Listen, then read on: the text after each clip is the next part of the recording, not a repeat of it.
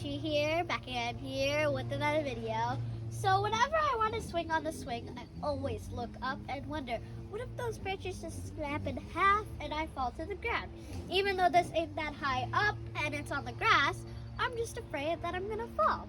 So whenever I want to go on the swing, I always ask my parents, what if the branches just snap in half and I fall to the ground? This is where my unique thought comes into play. How about instead of asking my parents, I could have these special type of X-ray vision glasses where I can easily look up and see if the branches are getting weak, and if they are, I can move this swing to another branches, and I can swing on them. And this could happen every day when I want to swing on this swing. And if you haven't guessed, welcome to the Perspective Building Workshop specialized for you, so you could get your unique thought just by monitoring your day-to-day surroundings. So like I just shared with you, how I got my unique thought just by looking around.